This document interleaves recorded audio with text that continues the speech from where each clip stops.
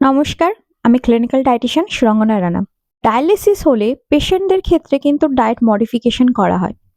Kidney পেশেন্টদের যাদের কিডনির ডিজিজ লং টাইম ধরে আছেন, ডায়ালিসিস করার একটা স্টেজে পৌঁছেছেন, ডায়ালিসিস প্রসেসিং চলছে, সেই পেশেন্টদের কিন্তু ডায়েট টোটালি আলাদা হয়, মানে মডিফিকেশন করা হয়।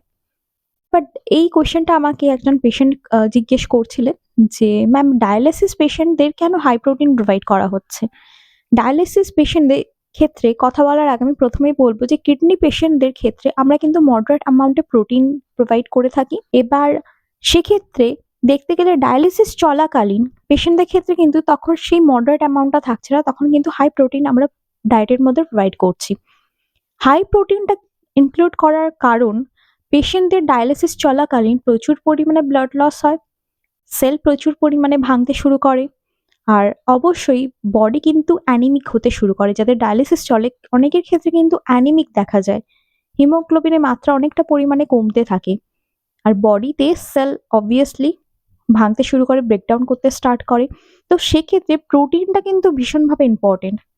ডু টু ডায়ালিসিস কী ধরনের ডায়েট আপনারা ফলো করবেন, কী ধরনের ফুড আপনাদের ডায়েটের মধ্যে ইনক্লুড হবে, অবশ্যই একজন ক্লিনিক্যাল ডায়েটিশিয়ান অ্যান্ড নিউট্রিশনিস্টদের কাছে পরামর্শ নিয়ে কিন্তু এগুলো ইনক্লুড করবেন। নিজের থেকে কোনোভাবে হুট করে অনেক কিছু ইনক্লুড করে ফেলবেন না। ডক্টরের পরামর্শ নেবেন। সুস্থ থাকবেন, ভালো থাকবেন। দেখা হচ্ছে পরের ভিডিওতে।